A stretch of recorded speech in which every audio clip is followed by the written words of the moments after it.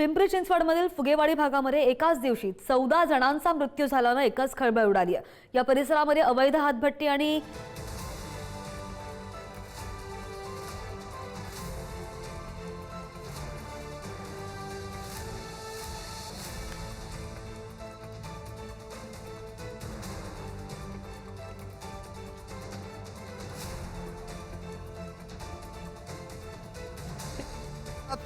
फुगेवाडी परिसरातील तब्बल 8 जणांचा दुर्दैवी मृत्यू झाला। हा मृत्यू संशयास्पद आहे, मात्र या मृत्यूचं नेमकं कारण काय हे अजून जरी स्पष्ट झालं नसलं तरी दुसरीकडे जर आपण पाहिलं तर नागरिकांच्या सांगण्यानुसार हे जे मृत्यू आहेत ते दारूमुळे झाल्याचं कळलं जातंय आणि त्या अनुषंगाने पिंपरी चिंचवड पोलीस असतील, पुणे पोलीस असतील ते तपास करताना एकंदरीत पाहायला मिळतात।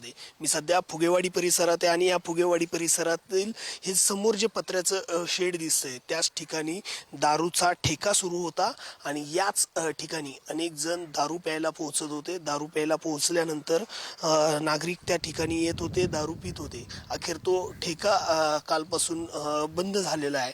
तिथे नागरिकांना येण्यासही खरं तर मज्जाव करण्यात आलाय।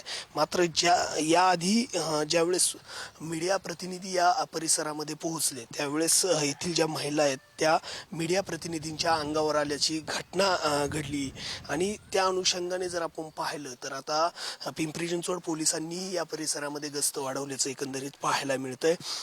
या संपूर्ण ठिकाणी जर आपण पाहिलं तर या ठिकाणी जो दारू पोहोचवणारा होता योगेश वानखेडे याला आता खरं तर ताब्यात घेतलेलं आहे, पोलिसांनी अटक केलेली आहे। मात्र या संपूर्ण प्रकरणाचा आता तपास खरं तर पिंपरी चिंचवड पोलीस असतील, त्यानंतर पुणे पोलीस असतील ते करताना एकंदरीत पाहायला मिळतंय। राज्य उत्पादन शुल्क आणि पिंपरी चिंचवड पोलिसांच्या कार्यक्षमतेवरती यामुळे प्रश्नचिन्ह निर्माण होताना एकंदरीत पाहायला मिळतंय। कॅमेरामॅन निखिलसह तुषार झरेकर, पुढारी न्यूज, पिंपरी चिंचवड। मृत्यू म्हणजे दारूमुळेच झाले सर, कारण नैसर्गिक 1 होईल 2 होईल, 10-10, 11-11, 12-12 नाही होणार आणि सगळ्यांच्या तोंडातनं फेस आलाय। व्हेंटिलेटरवरच डायरेक्ट अर्ध्या तासात व्हेंटिलेटरवर आणि 3-4 तास ठेवल्यानंतर मग डायरेक्ट मृत्यू घोषित करायला। दारू प्यायल्यानंतर त्यांच्या तोंडातनं फेस यायला लागलं होतं कंटिन्यू, तेच सेम मृत्यू झाला त्यांचा। पहिले पण दारू पिणारे मेलेले, पण कंटिन्यू नाही मेल्यामुळं हे कळलं नाही। कधी आज 1 गेलं, परवा दिवशी 2 गेलं, असं झाल्यानंतर कळलं नाही। आता कंटिन्यू 5-6 जण, 6 जण, 8 जण गेल्यामुळं हे कळलं की दारूमुळेच झालं आहे। तोंडाला फेस हे नाही आहे, हे नैसर्गिक नसतं आहे। आता तिथं रिपोर्टमध्ये हार्ट अटॅक आला, हे आला, हे काही नाही आहे, सगळे दारूमुळे पिण्यामुळे झालेले सगळे। आणि याच प्रकरणासंदर्भातली पुढची अपडेट आहे। फुगेवाडीतील 14 जणांच्या मृत्यूच्या प्रकरणी विषारी दारू प्रकरणी एकूण 8 आरोपींना ताब्यात घेण्यात आलंय। राज्य उत्पादन शुल्क विभागाने ही मोठी कारवाई केली आहे। आरोपी योगेश वानखेडेला सुद्धा अटक झाली आहे। योगेश वानखेडेनं दारूमध्ये मिथेनॉल मिळवल्यानं ही घटना घडल्याचं समोर आलंय। या विषारी दारूमुळे 14 जणांचा मृत्यू झालेला आहे।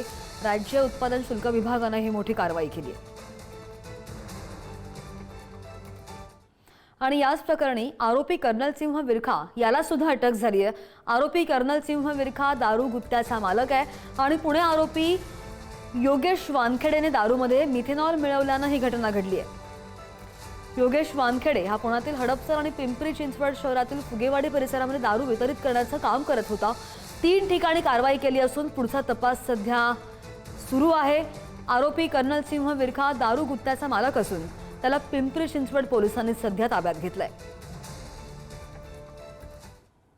तर पिंपरी चिंचवड विषारी दारूमुळे मृत्यू प्रकरणाची मुख्यमंत्र्यांनी सुद्धा आता दखल घेतली आहे।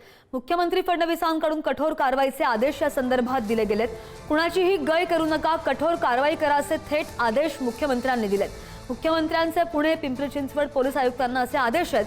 दोन्ही पोलीस दलाकडून समन्वयाने तपास सुरू आहे। संबंधित ठिकाणी छापे सुद्धा टाकण्यात आलेले आहेत।